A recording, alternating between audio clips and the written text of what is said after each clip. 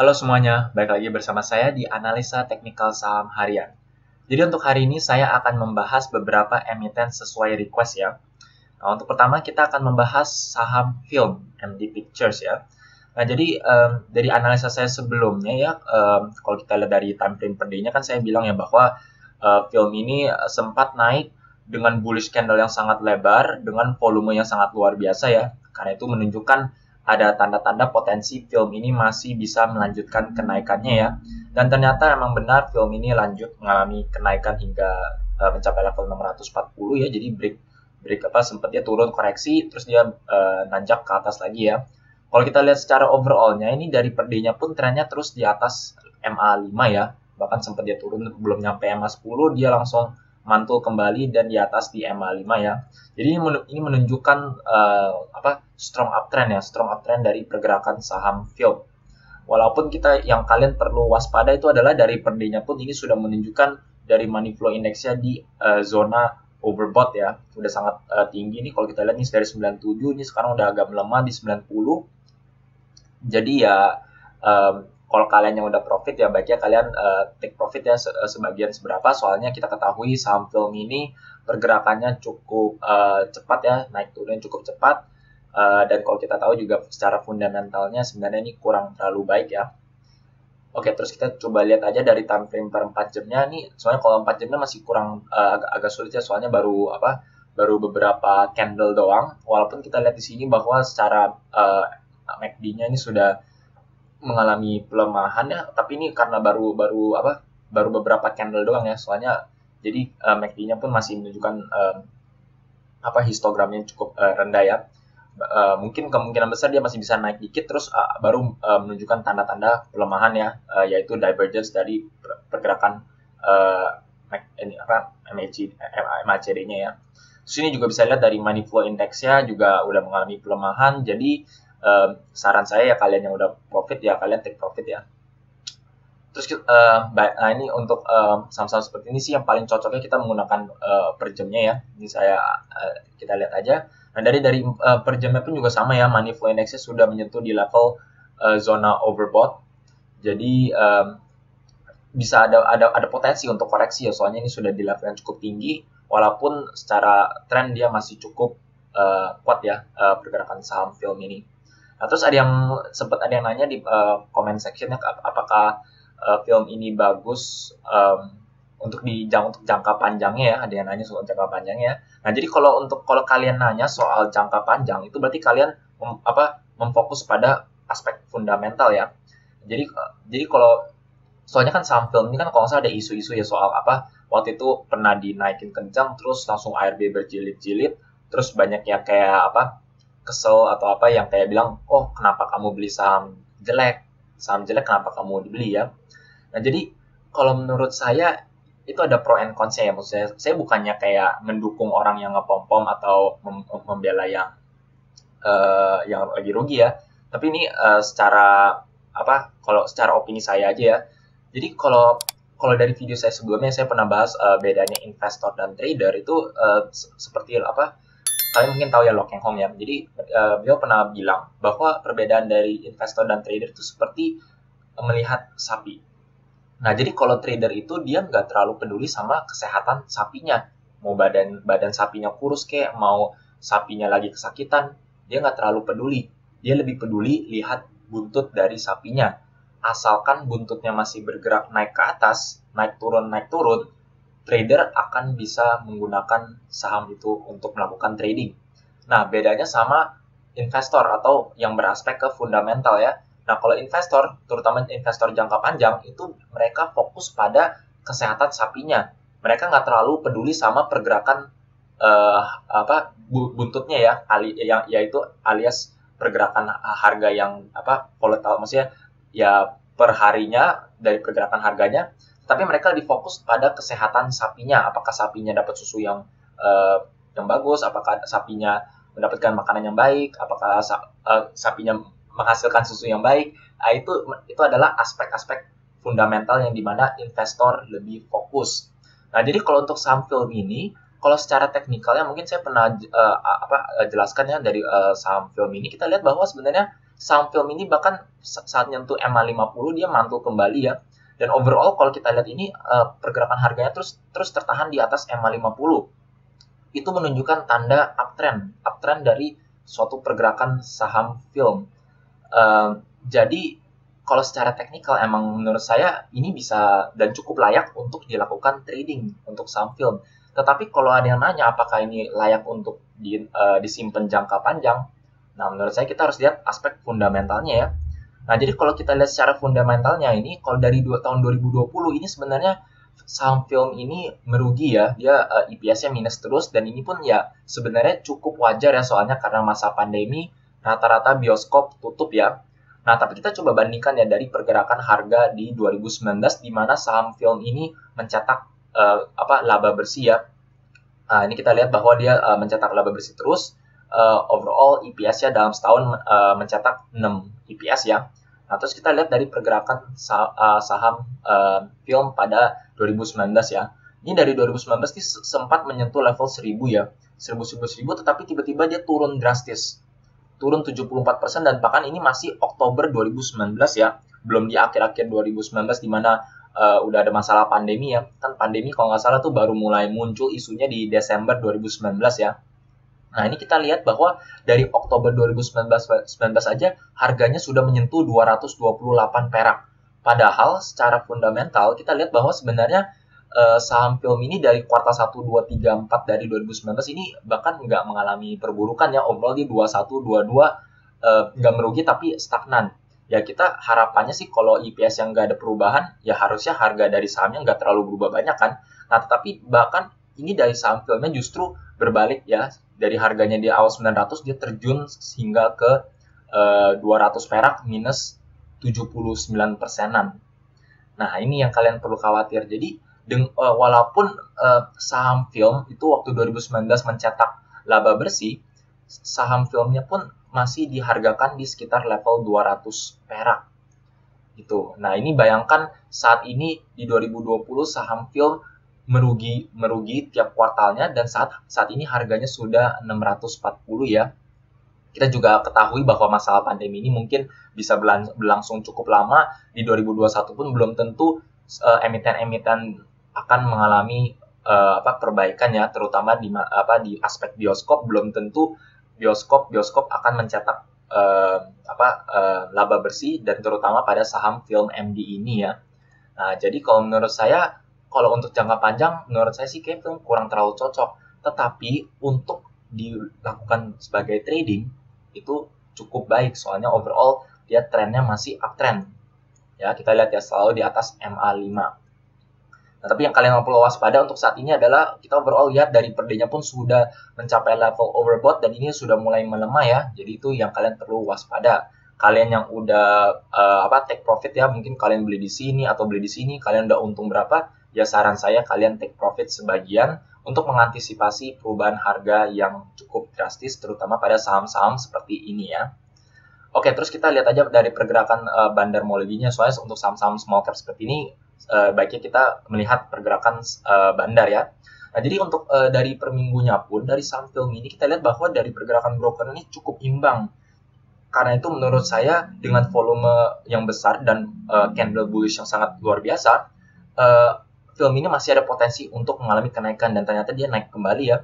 Kita lihat aja dari pergerakan broker ini cukup imbang ya. Jadi nggak ada yang melakukan net buy dan net sell sangat luar biasa. Jadi nggak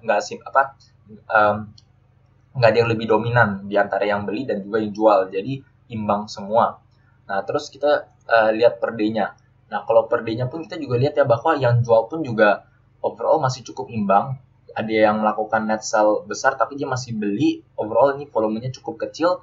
Nah bahkan kalau yang beli ini ada BK yang melakukan net buy cukup besar ya. Ini XA juga melakukan net buy yang cukup lumayan.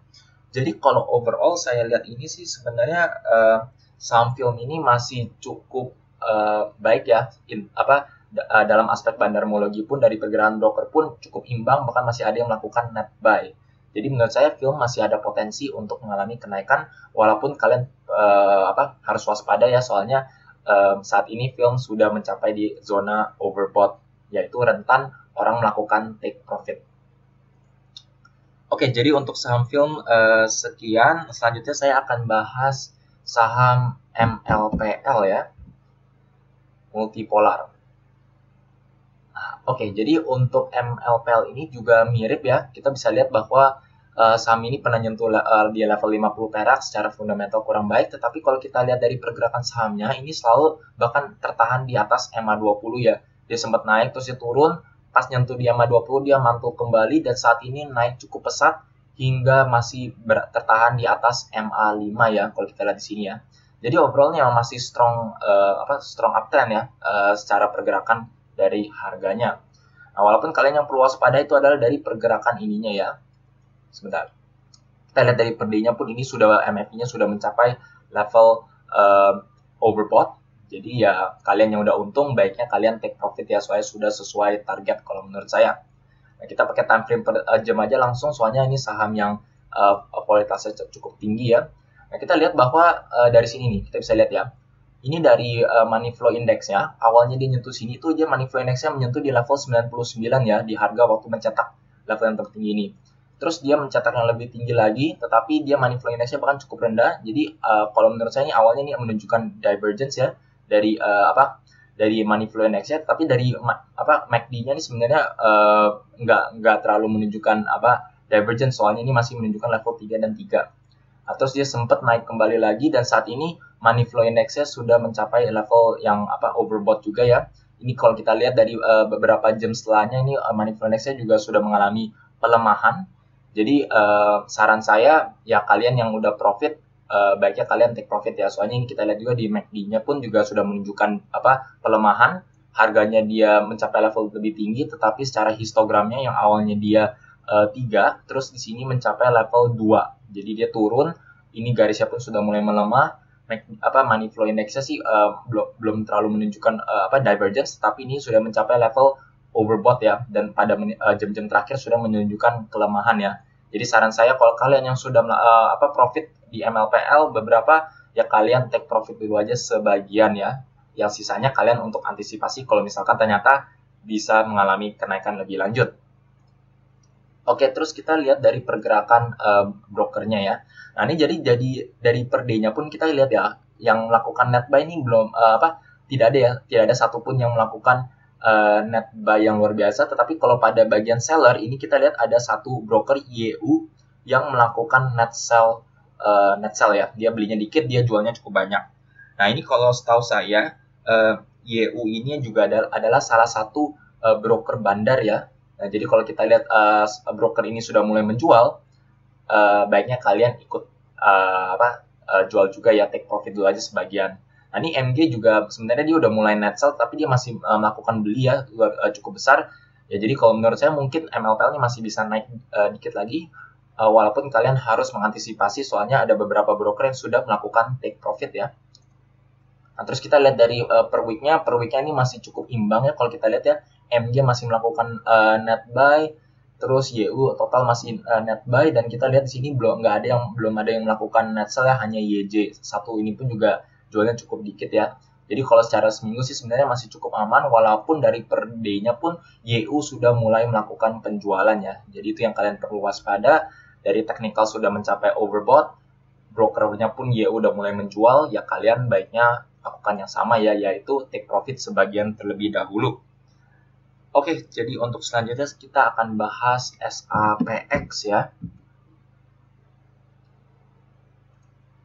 Oke. Nah, jadi untuk SAPX ini dia udah beberapa kali ya dia mengalami pelemahan ya. Awalnya dia mencapai level yang cukup tinggi nih sekitar 2000 dan saat ini di harga sekitar 800-an ya. Kita langsung pakai time frame per day-nya aja untuk melihat.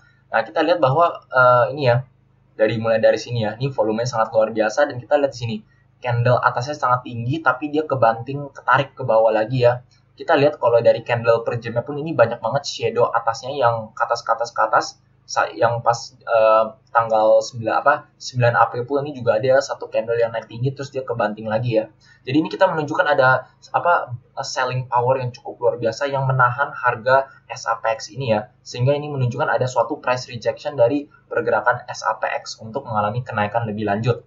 Nah, kita juga bisa lihat bahwa dari pergerakan money flow index-nya pun ini juga overall dia terus mengalami pelemahan ya. Dari sering harganya terus sama, ininya juga mengalami pelemahan. Dari awal harganya dia di sini harga sekitar 850-an ya sekitar 850-an, terus dia sekarang mencapai di level 810, money flow index sudah mengalami pelemahan juga ya. Jadi kalau saran saya kayak untuk SAPX ini dihindarin dulu ya kalau menurut saya. Kalau kalian mau entry pun menurut saya juga baiknya tunggu dulu, soalnya kalau kita lihat di sini overall dari trennya terus mengalami penurunan ya. Ini harganya pun sekarang di bawah garis MA 200, MA 100 masih di bawah. Ini garisnya sekarang udah volatilitasnya sih sudah mulai menciut ya, tetapi kita selalu melihat ada tanda-tanda price rejection terus menerus ya. Jadi ini yang kita takutin adalah dengan volatilitas yang sudah mengerucut ini bisa mengalami breakdown. Jadi dia pecah, tapi pecahnya ke bawah ya, breaknya dia ke bawah untuk mengalami pelemahan lebih lanjut ya. Soalnya kita overall juga lihat dari money flow index ini sudah di zona overbought ya, sudah cukup tinggi. Oke, terus kita lihat dari pergerakan brokernya ya. Nah, jadi untuk SAPX ini sebenarnya nih kalau kita lihat dari yang beli ini ada BQ, NI, DH ini melakukan beli yang cukup luar biasa ya, PD juga melakukan luar biasa. Tetapi yang kalian perlu waspada itu adalah dari sellernya. Kita lihat di sini ada DR yang melakukan net sell yang luar biasa ya. Jadi menurut saya ini mungkin menjadi salah satu broker yang melakukan price rejection atau penahanan dari pergerakan harganya. Kita lihat ya, dia menjual sangat luar biasa ini DR ya. Dan setahu saya DR ini juga adalah salah satu broker bandar ya. Jadi kalau saya lihat ada broker bandar yang melakukan net sell luar biasa seperti ini, ya baiknya saya juga hindari ya, soalnya dia aja melakukan net sell. Nah, terus kita lihat dari per minggunya ya. Nah, ini ke per minggunya nih, kalau kita lihat ya, ini ada GR ya, GR yang melakukan net buy yang sangat luar biasa ya dari seminggu yang lalu ini. Tetapi GR ini saya belum terlalu kenal dia sebagai broker bandar ya, jadi saya kurang tahu. Di sini kita ada EP yang melakukan net sell luar biasa. Ini XA juga, ini DR pun ya, yang awalnya dia udah beli terus dia udah mulai melakukan penjualan ya. Nah, ini kita takutin ya.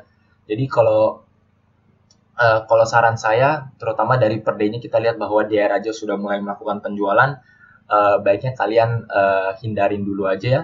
Hindarin dulu ya, kalian sambil pantau pergerakan brokernya sampai misalkan ada beberapa broker-broker bandar yang mulai melakukan entry masuk kembali, baru kalian mungkin bisa ikut masuk ya.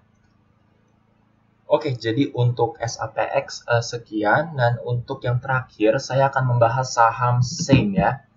Nah, jadi ini SEIM ini saya juga sempat analisa ya, mungkin di bagian comment section ada yang request juga.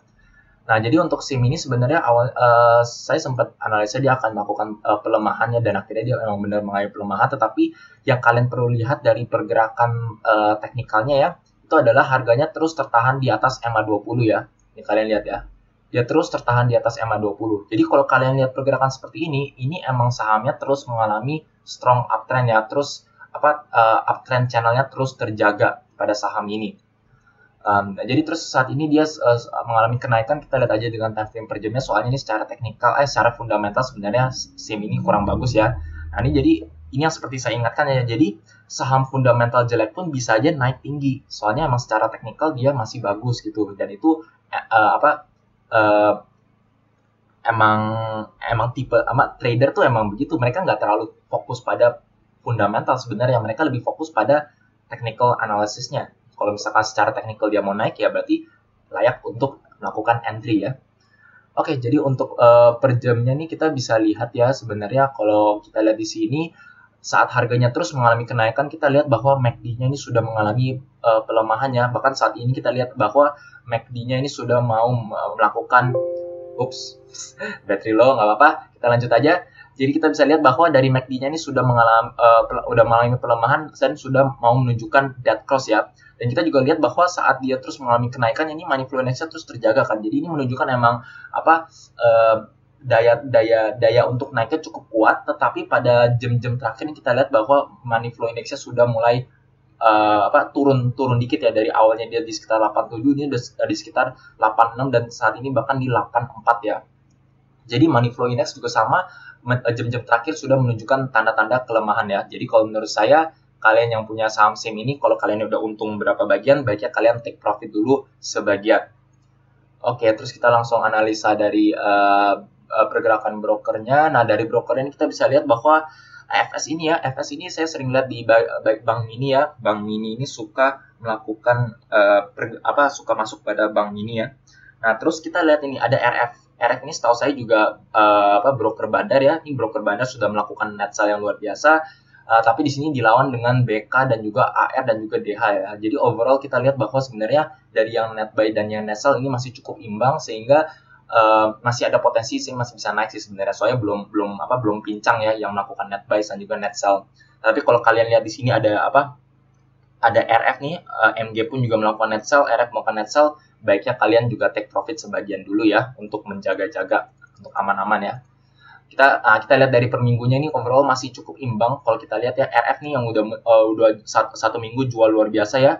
Terus ini BK juga jual luar biasa, tetapi kita dilawan dengan PD beli banyak, RX beli banyak, MS pun juga beli banyak. Jadi secara overall masih cukup imbang. Karena itu menurut saya sih masih ada potensi untuk naik, tetapi dengan secara teknikal dia sudah mencapai level overbought, baiknya kalian take profit dulu sesuai target dari teknikalnya ya. Oke, jadi untuk kali ini sekian saja, mungkin agak lama ya soalnya saya bahas saham film dan juga bagian aspek teknikal dan trading secara luas. Semoga bermanfaat ya kalian dapat informasinya. Jadi untuk video kali ini sekian saja. Jika kalian merasa video seperti ini bermanfaat untuk kalian, jangan lupa untuk subscribe dan juga pencet tombol bell di sebelahnya supaya kalian selalu terupdate dan ternotifikasi dengan video-video yang saya akan upload setiap harinya. Sekian dari saya, terima kasih.